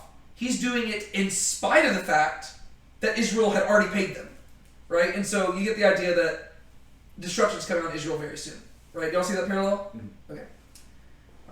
So in the 52nd year of Azariah, king of Judah, Pekah, son of Remaliah, became king over Israel in Samaria, and he reigned for 20 years. And he did what was evil in the sight of Yahweh. He did not depart from the sins of Jeroboam and Nebat, which he made Israel sin. Right? Same old song and dance, except this guy actually reigns for quite a long time. You will notice that once again on the timeline, it doesn't show a full 20 years. That's because, again, the timeline stuff is kind of tricky at this point. In the days of Pekah, king of Israel, Tiglath-Pileser, king of Assyria, came and took Ijon and Abel-Beth-Maachah and Genoa and Kadesh and Hazor and Gilead and Galilee, all the land of Naphtali. And he took them away into exile to Assyria. Dang, Poole ain't kidding around this time. So we haven't really read about like an exile in the Book of Kings, right? Nope. Like, there hasn't really been like a theme or a mention of it. Nope. But this is the beginning of it, Mm. right? That's why I was saying that we're going to see the beginning of the exile in this chapter. Because the official, so the main usage of the word exile is used primarily in reference to Judah, right? But like whenever we talk about like the 70 years of exile, that's going to be in regards to Judah. Yeah. Whereas Israel is going to be sent into exile and captivity, but there's no promise in regards to how long they're going to be gone, right? Judah, it's told, you're going to be gone 70 years, then you're coming back. To Israel, it says, yeah, you're going to come back, but God never says how long they're going to be gone, Mm-hmm. right? So what we actually see in this chapter is the beginning of the diaspora, right? So the that's the word for dispersion, right? So basically, the Assyrians pluck them out of the land and take them elsewhere. And from this is going to eventually become the diaspora Jews that James writes to and stuff like that, to where they're just Jews who are living out of the land of Israel, or I guess they're not even Jews. Jew comes from Judah. They're dispersed Israelites. Yeah. So when you're reading this, is the author kind of assuming that you've read it like the prophets, or is it just not really like a big thing? That's of course I don't know. I'm not sure how much the author would have been aware of Just because I'm trying to think because I don't think that even the Kings has mentioned specifically warnings to Israel. Has it mentioned much about warnings about a takeover by? Not So really. it's mainly just been tracking the No. Kings. I think that this is supposed to catch you by surprise. I think this is supposed to honestly the way he's framed it, I think it's supposed to be in many ways like a plot twist. To where it's like one of those stories where you think you understand the plot the whole time, and then you realize that you vastly misunderstood the plot. To where this whole time you've been seeing Israel dealing with Judah and dealing with Aram and all that stuff. And then literally, in this one chapter, he's like, oh, by the way, there's this kingdom called Assyria. Oh, but don't worry. The king, he's kind of cool. His name is Poole. And then a few verses later, oh yeah, that guy's back. He's no longer friendly. His name is Tiglath-Pileser. He's conquering cities and he's taking people into exile. And you're supposed to be like, wait, what? To where it's supposed to almost pull the rug from under you. Yeah. And because you, what the author has done, I think, is, it goes to that, sense of anxiety that we're supposed to be feeling. As you're reading it, you're supposed to recognize something big is coming. But you're probably thinking, oh, but God hasn't said something big is coming, and you've almost begun to think, oh, well, God's merciful. You started taking His mercy for granted. Mm-hmm. To where it's oh, but don't worry, God will appoint a king, and God will give them 4 generations or whatever. But it's well, no. We're no longer in that time period, right? And so it's almost like in many ways, the story's like it's like a funnel, to where like even what we were talking about before with like Eternal Dynasty, maybe an Eternal Dynasty, 4 kings. It's like, okay, well, we're not like decreasing at a gradual rate. It's an exponential rate, right? You go from Eternal Dynasty to 4 kings. Like it'd be one thing. Eternal Dynasty, 100 kings, 20. No. It's eternal. We're down to 4. So the idea is that this one chapter is communicating to you things are going to come to, like, boom, it's over, right? And so I think that you're supposed to realize, oh shoot, like this destruction is coming quick, and so the author hasn't had prophets showing up and saying you will go into exile, because I think what the author's been doing instead is the narrative itself has been communicating that. Yeah, so that makes more sense from the narrative perspective. Like remembering the genre and the author's intent and stuff. Yeah. So like the author is like the way that the author seems to treat the prophets is that they are the sources of life in the midst of a culture of death. And like you use that with Jonah, right? The one time Jonah is mentioned in chapter 14, it's like good stuff. He's like, oh yeah, God's having mercy towards you, and He's going to let you expand. Jeroboam, you evil dude. And so the prophets are like sources of life in this culture of death, whereas the narrative itself is communicating to you God's going to do something big soon, right? To where you just feel this story coming to a head, but you're not being given a warning sign, because by and large, the warning signs were neglected at that time. And so most of the people, it would have been surprising, and they would have thought, oh, we will never be destroyed. You know, like we're invincible. No, you're not, right? And it's like literally, Assyria's here. Who's Assyria? The people who are going to destroy you. Like what? Like it just shows up out of nowhere, right? It's supposed to jar you. Whereas whenever you read the books of the prophets, their whole goal is talking to their present generation and trying to motivate them towards repentance. And therefore, it makes sense for them to be like, you know, they're including those messages of what's coming in the future because they're wanting to get people to repent. Mm-hmm. Whereas the author of Kings, the goal, like, they're writing towards future generations, mm-hmm. right? They're not saying, hey, like, basically, it reminds me of Man of Steel. When you're watching Man of Steel, like, there's this moment where Superman's fighting Zod, and Zod says, think about Krypton, and Superman says, Krypton had its chance, right? And then he, like, cuts through the ship. It's almost like the author of Kings is saying, Israel had its chance, right? Like, Israel did not repent, and therefore, it doesn't do any good to list the prophets predicting that stuff to them. The author is listing the things that are important for his future generations so they can learn from the past mistakes. Mm-hmm. And so for him, it's like, oh yeah, if you want to read about the warnings, go read those books. But for this case, it's like he's using the narrative itself to give you this sense of anxiety where you realize, oh crud, this is not going to end well. Mm-hmm. And so it's very fast paced. Like whenever Assyria shows up, they don't show up to be friends. They don't show up to just like peace treaties. They show up to conquer. Mm-hmm. So that makes sense. Yeah. I don't know. And like I kind of want to look more into that, but I feel like as time passes, I'm just developing like a greater appreciation for like the literary beauty of the story. Mm-hmm. And I don't know. And just like the way that the authors like restrain themselves and like what they choose to include, I think that's really interesting. Yeah. Were you gonna say something else? No, that was it. Oh. It makes sense. Yeah. So Hoshea the son of Elah made a conspiracy against Pekah, son of Remaliah, and he struck him and put him to death and became king in his place in the 20th year of Jotham, the son of Uzziah. Whoa. Who is Jotham?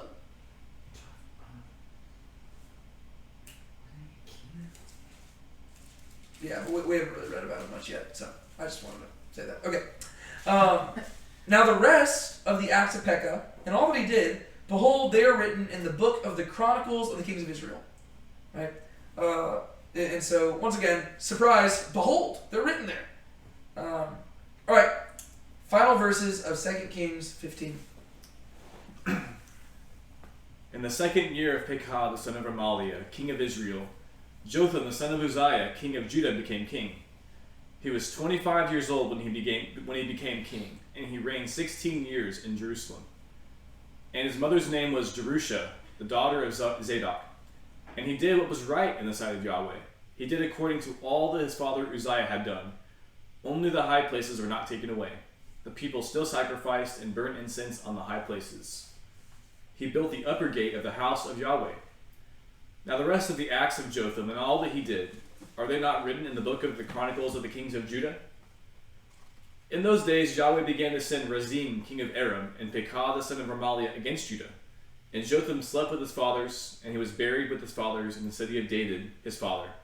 And Ahaz his son became king in his place. Perfect. All right. So what do we see there?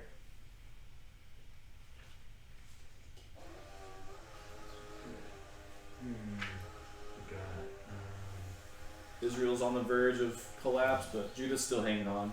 Yeah, Judah's actually still doing pretty good, right? They have, what, that's 3 kings in a row who are actually decent kings. So that's cool. Yeah, let's walk through it. So just so you know, we do see a transition here, right? So we've talked about a bunch of kings over in Israel, and then now it's going to shift back. And this right here talks about Jotham, and then all of chapter 16 is going to talk about Ahaz.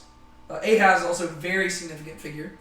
And then whenever we go back to chapter 17, we are going to see ultimately the end of the northern kingdom. And that's because, just to go back to here, this right here, if you look at verse 30, you'll read it says, Hoshea son of Elah made a conspiracy, right? And he's going to become king. Hoshea is the final king of the northern kingdom, right? So technically in this chapter we were introduced to the final kings, right? And then we've even seen the exile begin. It's going to come to a head though in chapter 17. But chapters 15 and then all of 16 are dealing with Judah now. So in the second year of Pekah, son of Remaliah, king of Israel, Jotham the son of Uzziah, king of Judah, became king.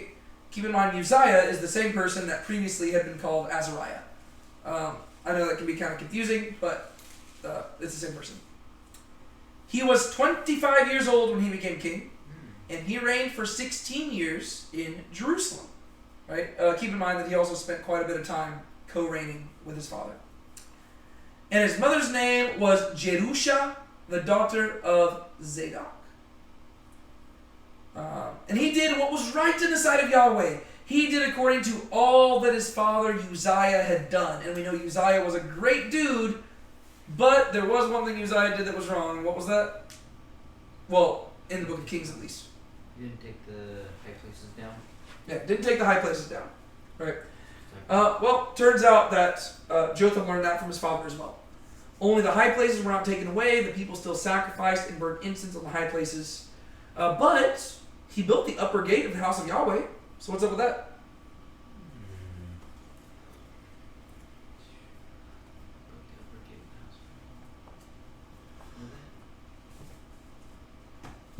I guess he got destroyed and he rebuilt it. Yeah, it either got destroyed or maybe it was like something that just like hadn't existed before. And they're like adding this gate. But I'm assuming it's probably that it was destroyed and it's being repaired. What were you saying? Okay. Yeah. And so we get like, why do you think the author mentions that? Maybe he wants you to My- think about Go ahead. My guess is if you probably didn't do that, you'd probably become a leopard. Oh, yeah.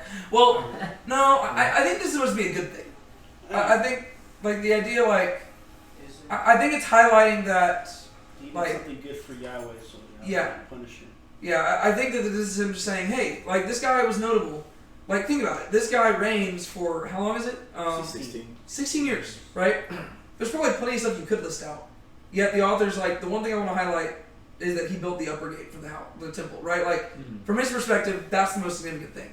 Especially whenever you consider the fact that the temple has been largely neglected throughout First and 2nd Kings, right? I mean, the early chapters are like, hey, we're making this amazing temple. And then, like, nothing really happens with it. And then on occasion, we just see it, and it's, like, in disrepair. And you're like, oh, what happened to that amazing temple? And especially if the author of Kings is writing during exile, you can imagine how frustrating it would be to him that they took that temple for granted. And so it would make sense why the author is like, yeah, this guy, like, he focused on the temple. That's really cool. And so he mentions that.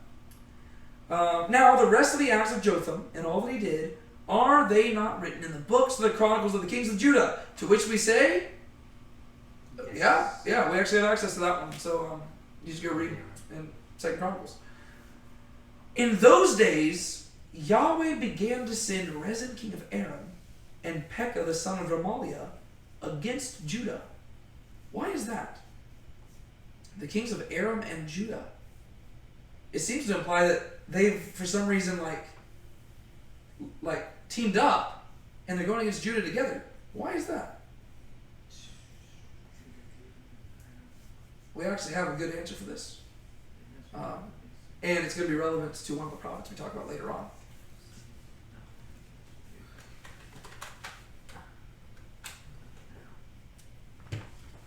Why might Aram and Pekah? So if you're just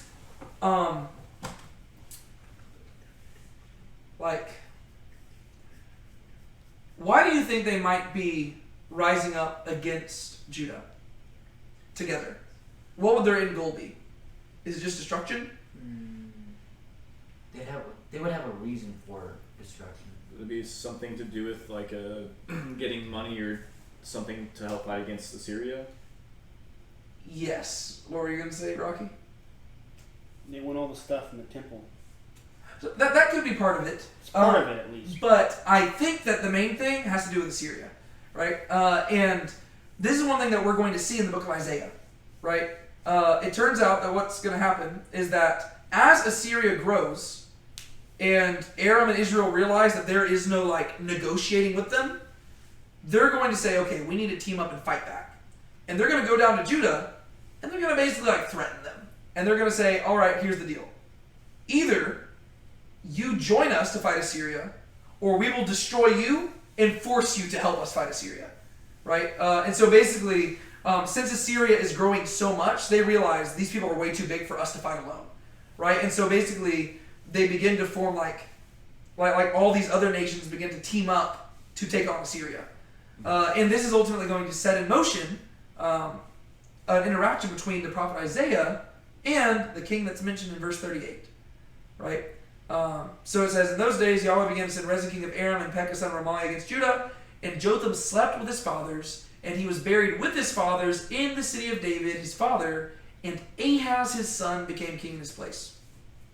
Real quick, let me read you a short portion from the book of Isaiah.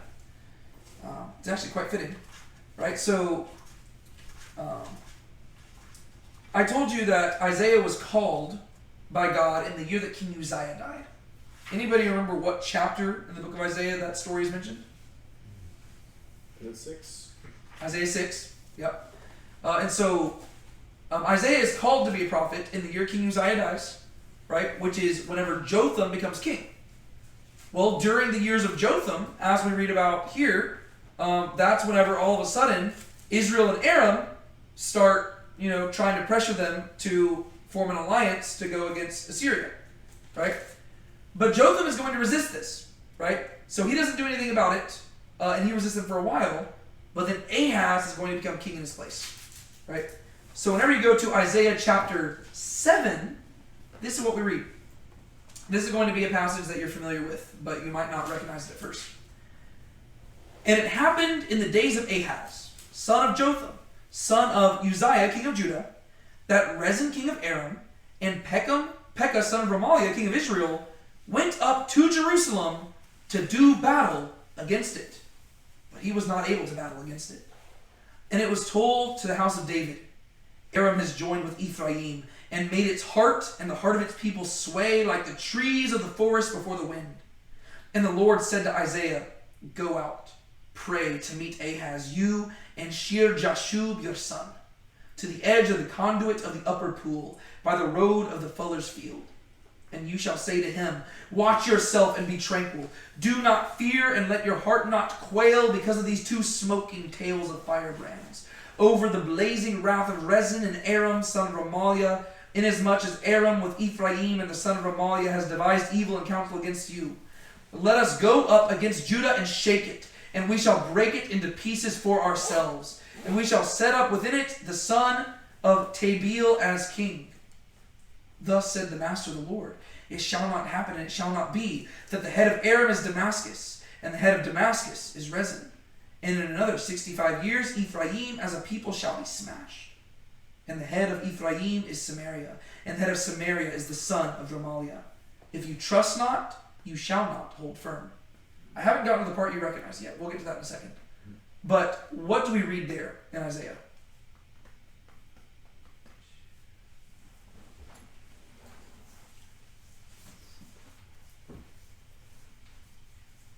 Sounds like he's saying that the heads of Israel and Aram are like their kings, which I assume is implying that God is the head of Judah.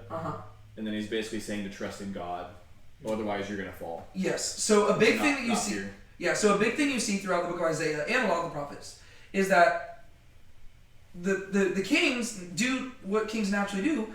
They naturally trust in human power to save them. And a big thing with Isaiah is you cannot trust in human power, right? And so in the days when Ahaz is dealing with these two guys coming against him, he's having to wrestle through, what do I do, right? Do I go down to Egypt? Do I go down to other people for help? Or do I just submit and join them and we take on Assyria, right? He's trying to figure out what to do. And Isaiah says, your job is to stand firm, right? If you trust in God, he will take care of you.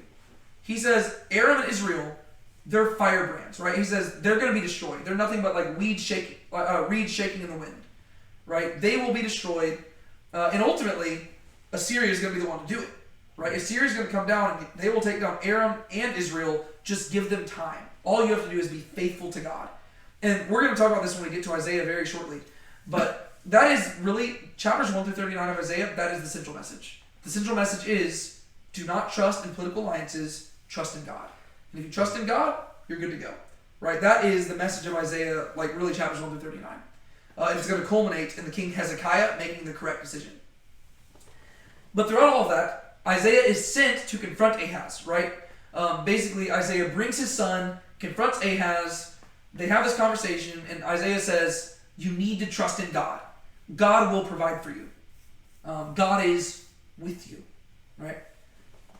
And then we pick up, I just want to read this because I find it really cool, and if you understand the context in Kings, it sets up Isaiah perfectly.